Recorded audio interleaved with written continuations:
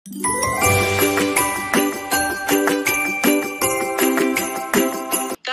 dengan suami dan anak-anaknya tanpa sepeser pun ngasih ke aku. Jadi selama dia tidak ada di Indonesia, saya tidak akan memberikan anak ini pada suaminya, sekalipun suaminya sudah punya hak. Intinya memang iya uang. Nah iya. Intinya memang uang. Karena selama 11 tahun memang iya aku mencukupi segala kebutuhan dia karena suaminya nganggur. Oke. Sekarang dengerin ganti saya ngomong. Kan sampean belum cerita, tapi saya sudah memberikan saran, di mana saran itu kan sudah sampean lakukan kan? Sudah mediasinya Pak Lurah loh. Dan dia itu cari loh ya. Iya. Dia cari yang ngasih tahu Pak Lurah masih ngeyel. Ya kita naik dong. Nggak mungkin camat nggak ada urusan. Nggak mungkin bupati nggak ada urusan. Siapa? Pengacara. Sudah. Dan satu yang dia katakan, karena dia tidak pernah akan bisa punya anak. Dia kepengen anak aku menjadi anak dia. Dia bilang aku masih bisa hamil. Sementara dia tidak bisa hamil. Oke. Itu bukan alasan, Mas. Nah, wis, ini garisnya sudah tepat, sudah jelas. Sampean mau nangis seember, 2 ember, 3 ember pun tidak ada solusi kalau sampean tidak berani melangkah ke jalur hukum. Kalau sampean masih mau anak itu ya. Sampean kasihan, dipukulin dan semuanya nggak ada masalah. Jadi yang kita perkarakan adalah bukan hartanya, yang kita perkarakan adalah hak asuh. Ngerti nggak? Jadi hak asuh. Oke, kalau sampean nggak mau, sekali lagi kalau nggak mau ke pengadilan, ke jalur hukum lagi, sampean cari namanya KPAI, Komnas Perlindungan Anak. Suami sampean suruh cari info di kabupaten sampean Komnas Perlindungan Anak. Ya, baru ngobrol cerita itu ke mereka. Jadi mereka nanti yang berusaha memediasi itu pun semuanya juga sama, pasti pakai uang. Karena itu adalah nasihat. Kalau itu nggak bisa lagi ya kita ambil paksa dengan cara jalur hukum. Kita perkarakan mereka. Kita ajak sidang mereka. Pasti kita menang. Karena bukti anak sah. Dia sebagai anak sah sampean kok. Kenapa dia menguasai anak tersebut? Nah itu namanya sudah penculikan. Kita banyak delik aduannya. Tapi sekali lagi nek sampean jek ngeyel dengan pikirannya sampean, ya kan? Ini nggak bisa. Dia ngerasa sampean itu kasihan, dia merasa sampean tidak akan ngutak-atik secara hukum, maka itu yang akan dimanfaatkan buat dia untuk menggencet sampean terus-menerus. Nah, apakah sampean mau dengan seperti itu gitu loh? Ya, sorry saya ngomongnya agak keras, Mbak. Karena sampean nggak bisa. Saya nggak bisa mentoleransi. Kalau saya pribadi ya, kalau urusannya seperti ini loh ya, sampean sudah merasa tersakiti, saya nggak ngerti ya dari sisi, sekali lagi setiap yang curhat atau yang cerita ke kita hanya dengar satu pihak, kita nggak bisa tahu dari pihak yang sebelah sana kan, atau sesuatu apa. Tapi ya saya anggap sampean sudah sampai keluar air mata, saya anggap aja itu jujur lah. Kalau sampean menipu saya itu kan itu urusannya sampean, tapi fakta yang terjadi yang sampean ceritakan versi sampean ya kan, itu saya simpulkan gitu loh. Jadi sekali lagi saya ngomong, kalau sampean hanya cuman meratapi dan menangis ya jelas tekanan itu, dan itu merugikan majikan sampean. Sekali lagi ingat ya, sampean harus profesional, sampean di sini bekerja, ada kontrak, sampean harus melayani majikan. Nah ini karena sampean diberikan majikan yang baik, Gusti Allah paham sama sampean, tapi ya jangan sampean juga berlarut seperti ini dong, harus ngambil sikap dong, harus ada keberanian dong, kan kayak gitu loh. Bisa dipahami nggak kira-kira omongan saya? Saya cowok ya, sekali lagi saya cowok, Miss Yuni perempuan, saya selalu memakai logika, saya perasaan saya kesampingkan terlebih dulu. Mungkin para perempuan itu gunakan perasaan, tapi saya ajak mereka berpikir pakai logika. Salah satunya juga sampean. Saya ajak berpikir sampean pakai logika. Kalau sampean terus seperti ini, badan sampean semakin kurus, terlalu ngenes, terlalu pikiran, kerja juga nggak konsentrasi, lama-lama majikan yang baik pun akan berdampak. Ini sudah tak baikin kok kayak gini. Ya aku ngerti kamu punya masalah, tapi aku ngeluarin biaya buat kamu loh ya. Aku sudah memberikan segala sesuatu buat kamu loh ya. Majikan pasti akan begitu. Nah, sebelum majikan itu berputar balik arah, ya kalau dia langsung, kalau masih ngasih tahu kamu tenanglah gini ya. Tapi kalau tiba-tiba apa suruh cap ye lecau, bahaya kan. Nah, jangan berpikir majikan Hongkong baik terus loh. Kita jangan berpikir manusia itu bisa baik terus sama kita. Belum tentu. Hari ini baik, besok bisa jadi musuh. Besok musuh, besok juga bisa jadi baik. Nah, sekali lagi manusia itu berpikir berubah-berubah gitu. Itulah dinamis namanya, dinamika kehidupan. Makanya saya bilang sama sampean, kalau dengan cara baik-baik nggak bisa karena dia juga sekretaris desa, ayo kita naikkan perkara. Mohon maaf ya kalau saya ngomporin untuk berperkara. Karena Pak Lurah sendiri dan dia cari, harusnya dihormati dan dihargai. Tapi Pak Lurahnya sendiri sudah nggak dianggap sama dia. Artinya karena ini urusan keluarga, Pak Lurah lu jangan ikut campur. Bener nggak saya ngomong kayak gitu? Nah, ini urusan keluarga kami. Sampean walaupun lurah saya nggak anggap. Nah, kayak gitu piye? Ada nggak Pak D, Pak Le, Mbah, Buyut, apa tetua desa yang kira-kira didengerin sama saudaranya sampean? Lah wong itu cari itu ya wis kudune wong bijaksana no iso dadi sekretaris desa. Ambek lurahe iku atasane, harusnya respect, hormat. Iyalah Pak, tak balikin Pak. Oke, mohon maaf. Nah, cari itu sekali lagi saya ngomong ya, itu diangkat oleh pemerintah dan dia dapat gaji dan dia tidak harus tunduk sama Pak Lurah. Cari loh ya, sekretaris desa itu ada gajinya. Itu dari kecamatan biasanya dipilih kalau saat ini loh ya. Jadi dia dapat gaji, tidak bisa dipecat. Karena tidak dipilih oleh warga. Atau tidak ditunjuk oleh lurah, yang nunjuk camat. Jadi langsung naik. Itu sudah jadi pekerjaan pamong. Makanya ya, sekali lagi nih, ayo apa keberatan apa lagi ini? Sampean mau bahas apa lagi sama saya? Ayo. Keberatan apa lagi? Ayo. Kita bicara. Aku boleh buka saran dari majikan aku? Boleh, silakan. Apa sarannya majikan? Kalau salah nanti dikoreksi biar aku bisa ngasih jawaban sama majikanku karena dia taunya hari ini aku ke KJRI. Oke, siap. Gimana? Majikan aku tuh kemarin ketika tahu aku megang peson mutus urat, nah dia tahu, makanya dia terus dorong aku. Kamu gila ya Cece, katanya. Kenapa? Ada apa sampai nangis-nangis kayak gitu, katanya. Sini duduk. Terus aku dipeluk sama majikan perempuanku, aku diajak duduk di kamar berdua ngobrol. Aku udah ngobrol semuanya, terus majikan aku yang laki-laki itu telepon ke suamiku. Karena memang selama 10 bulan aku sama suamiku punya rencana menikah pun, yang izin aku untuk cuti pun suamiku.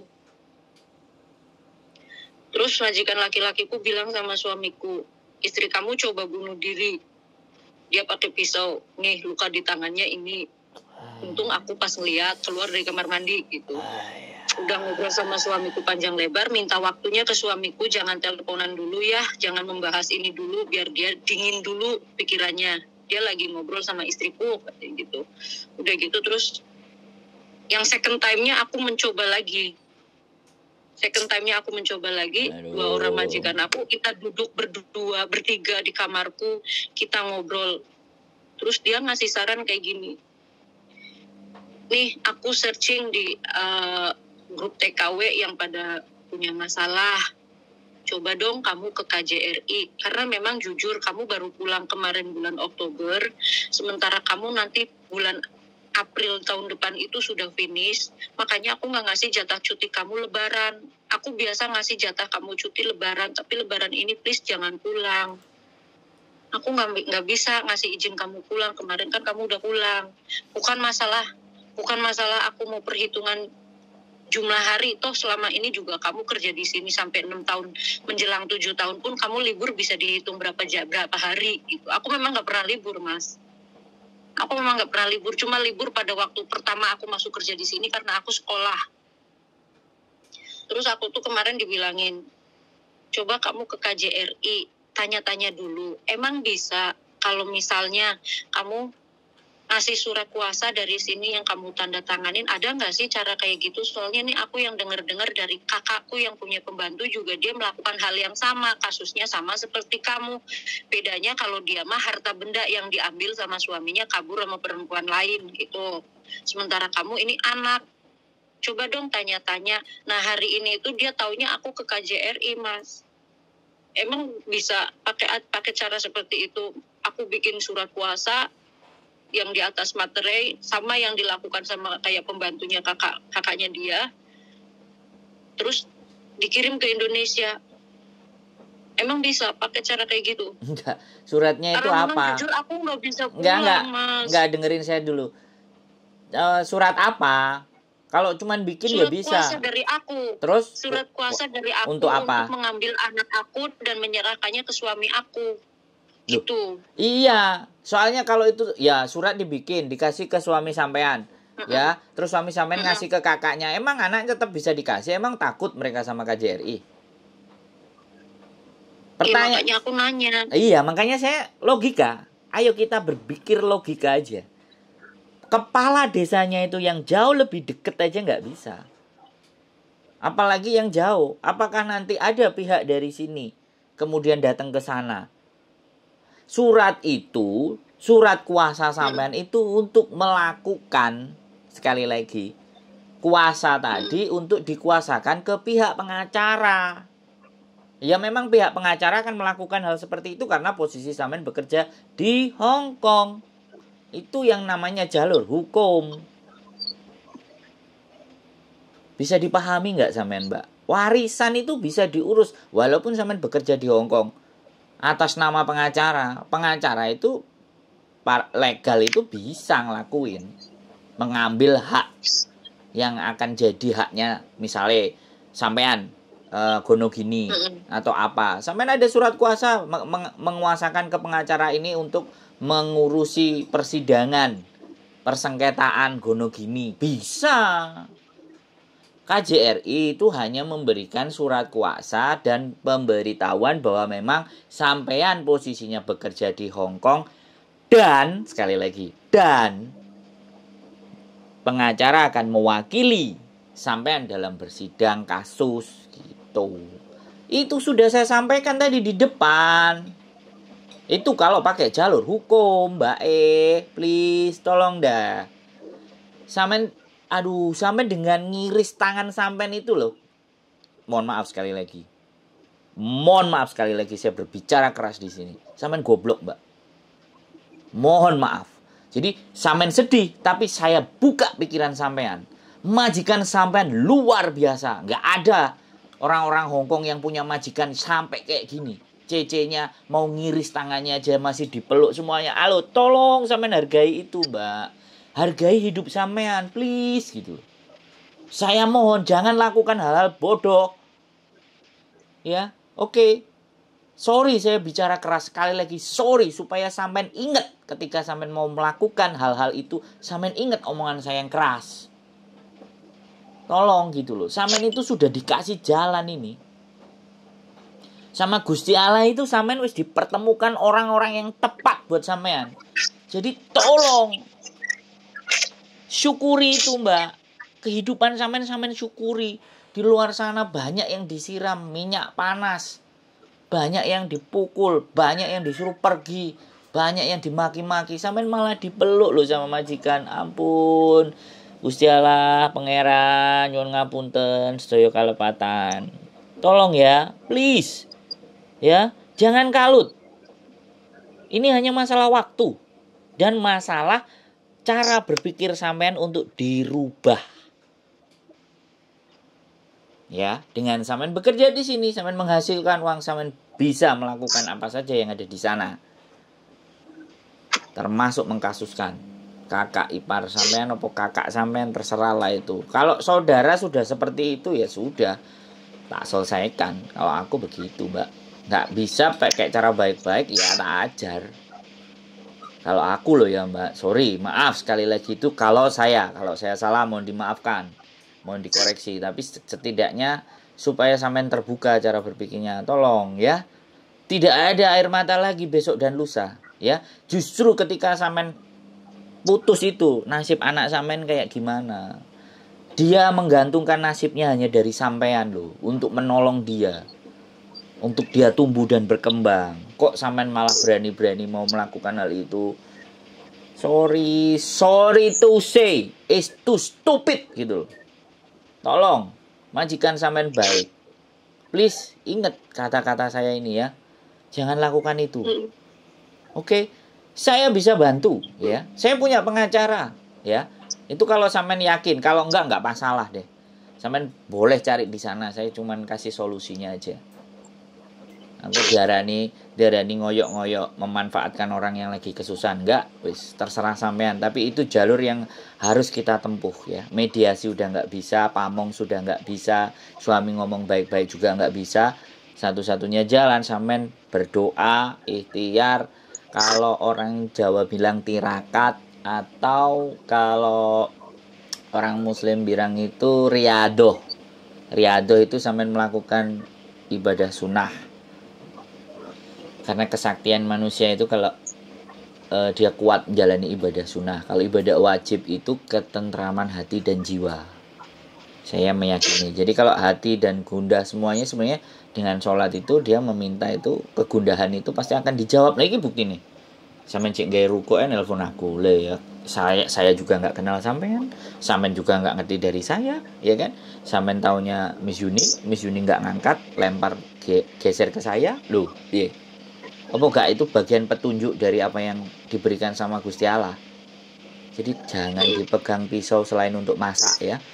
Fungsi pisau itu untuk masak, ngupas bawang, brambang, gobis. Bukan untuk mengiris urat nadi ya. Tolong.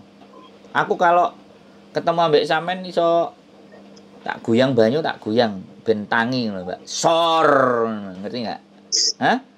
Sudah, nggak usah nangis ya, please ngopi lah ayo. Kalau nggak mau libur ya minta izin libur 1 healing, karena memang sampean nggak healing kerja terus, minta izin sama majikan ya.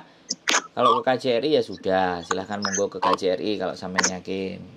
KJRI ya memberikan surat kuasa untuk diwakilkan bahwa sampean posisi di Hongkong. Sekarang sudah clear belum? Ayo, apa masih kita mau ngomong lagi? Ayo, saya tanya. Wis, tak ajangi Om Bo. Piye? Menurut sampean, solusi sudah saya paparkan. Golek solusi piye meneh? Ya aku harus ngomong sama suamiku. Ya. Karena juga nggak mungkin mutusin sendiri. Siap. Kalau memang nanti aku ngasih jawaban ke pakai simbol di sini, terus dia bilang ya udah kamu ngobrol baik-baik sama suami. Kalau memang jalurnya harus seperti itu, nanti aku minta tolong lagi sama jenengan. Oh siap. Karena buat aku jujur Mas Mendoro ya, 11 tahunnya anak aku kemarin aja aku merasa itu udah seumur hidupnya dia.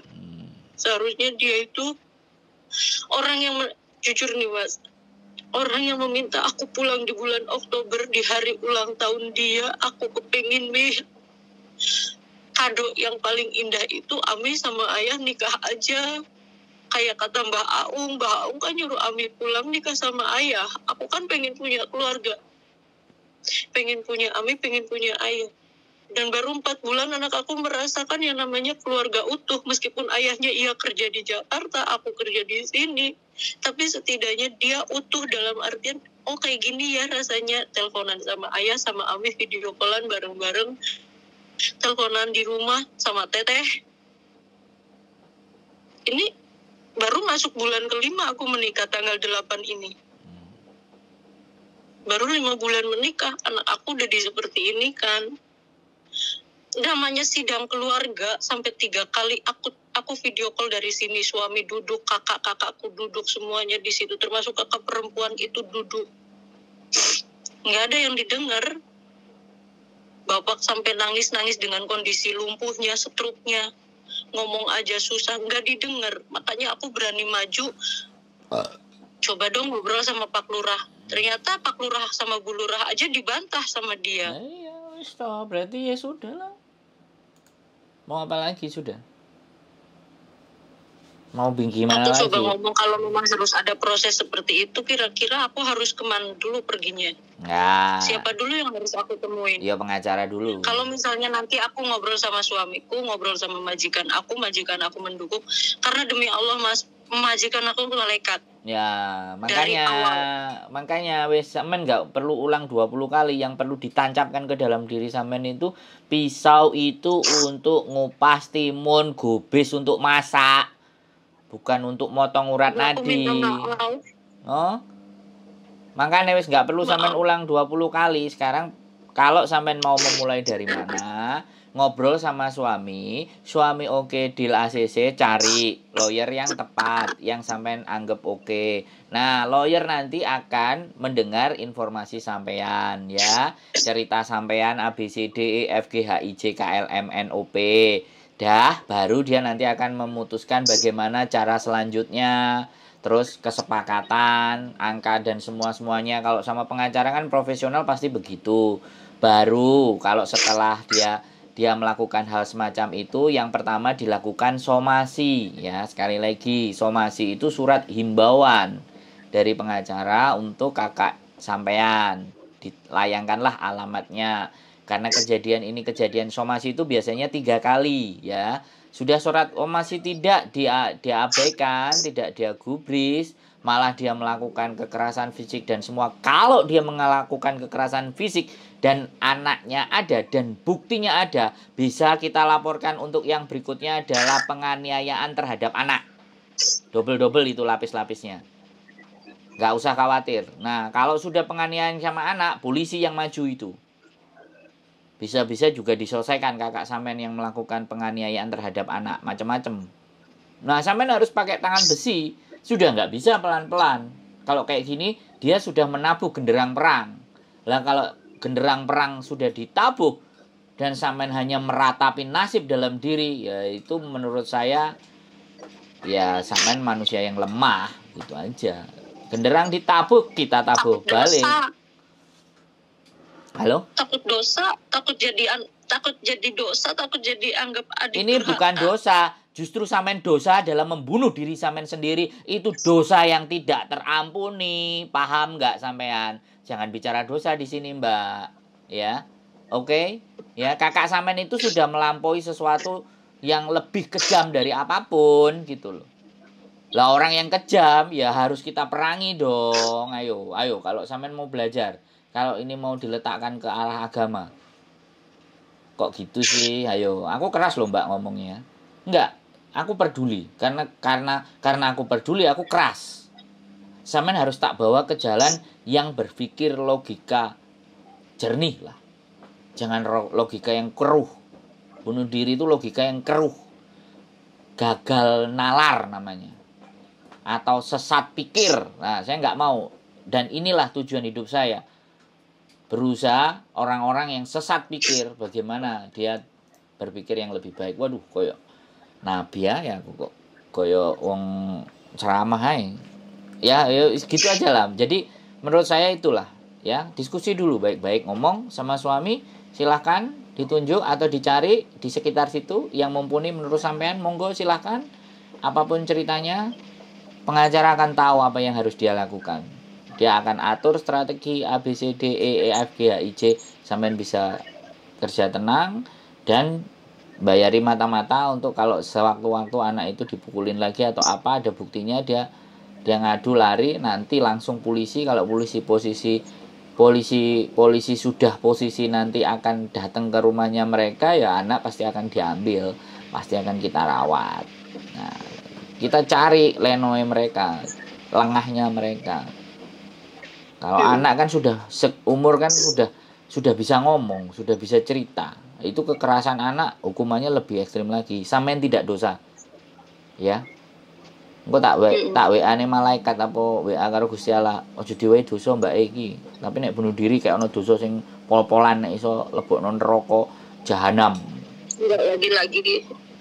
Iyalah. Enggak lagi-lagi karena aku di voice sama anak aku. Ami iya. Aku mau Ami pulang. Ya itu direkam. Jadi sampean punya HP itu buat rekam, buat itu bukti-bukti bahwa terjadi sesuatu terhadap anak sampean, itu bisa jadi bukti pelaporan ke polisi. Kekerasan fisik terhadap anak di bawah umur. Wah, polisi bertindak, pengacara jalan, bayar jebret, anak pasti keambil itu dari rumah itu. Saya pernah ada kasus yang kayak gini, Mbak. Gono gini pernah. hak asuh anak pernah, terus menguasai rumah. Itu ada suami istri. Suaminya ndak terima. Itu jadi hak menguasai rumah. Siapapun nggak boleh main ke situ gini. Wow, yo ayo diperangi wis. Suami surah nyambut gawe kok macem-macem. Istri wis nang kene kerja soro-soro. Loh ya ayo saya maju paling depan kalau kayak gitu bantuin. Sayang saya posisi di Hong Kong, saya nggak posisi di Indonesia. Saya ada kartu asisten advokat. Oh ada, saya punya mbak, punya kantor pengacara. Jadi ya udah, aku nggak perlu tonjolkan itu. Ya sampean pikirkan, bicara baik-baik sama suami. Dan satu kali lagi, majikan sampean baik. Jadi tolong syukuri yang sudah sampean dapatkan hari ini. Anak memang nangis, dan pasti kalau anak nangis sampean sudah nggak bisa berpikir. Iya, tapi sekarang kita harus berpikir untuk membebaskan dia dari segala mara bahaya. Itu butuh sampean sehat, butuh sampean kuat, ya. Butuh sampean itu gak sesat pikir, butuh itu semua. Jadi sampean bertahan justru demi dia, sampean berjuang demi dia. Jangan diselesaikan tuh nyawa. Untung gagal. Coba kalau berhasil, wah gempar mbak, selesai hidup sampean. Gak situ aku ngobrol sampai sampean, gak situ aku dijeng kopi apa dijeng ote-ote apa rondo royal kan. Eman gak jane wong aku seneng tapi goreng. Ayolah senyum. Diusap semuanya, cuci muka, lihat ke kaca, senyum. Aku harus kuat, aku harus bisa ngadepin ini. Aku harus bisa bebasin anakku dari kesengsaraan yang dialami. Gitu semangatnya. Iya. Wis. Paham? Iya, Mas. Ya? Paham. Iya. Lah ngene wisan, ngomongnya wis tegas gitu loh. Gak kayak tadi. Aku seneng kok. Sampean orang hebat, sampean itu mujahid. Sekarang aku menyebut teman-teman yang di Hong Kong ini mujahid keluarga sejati. Wah, wis pahalane swarga. Jadi, ya, wis kira-kira ada lagi nggak yang mau sampean ngomongin? Cukup kan? 53 menit, ya. Nanti kalau nggak cukup lagi, ada waktu lagi longgar, boleh telepon. Kalau lagi nggak angkat, mungkin saya lagi di luar atau mungkin sama bojoku kelon atau apa, jadi kan HP-nya nggak diangkat, ya. Ya. Makasih ya, Mas. Oke. Nanti aku ngobrol dulu sama Bapak Kesi, aku ngobrol dulu sama suamiku. Sip. Semangat ya. Jangan sedih ya. Nanti kalau ada keputusan dari suami, nanti aku ngabarin jenengan BA. Santai. Yang penting sampean sudah nemu jalan itu. Aku seneng sampean sudah sadar dan bangkit lagi, hidup semangat lagi. Aku sudah seneng. Itu pahala luar biasa. Gawe aku tapi nek ditulis ya ambek malaikat, nek gak ditulis kan aku gak ngerti. Yang bagian nyatet kan malaikat. Ya. Oke? Iya. Ya, enggak usah khawatir ya. Oke, sehat selalu Mbak, sehat pikirannya ya. Jaga majikannya. Amin. Kerja yang rajin. Siap. Oke. Makasih ya, Mas. Oke. Waalaikumsalam warahmatullahi wabarakatuh. Macam-macam dan luar biasa. Keep stay tune di my YouTube channel and see you next video. Bye bye.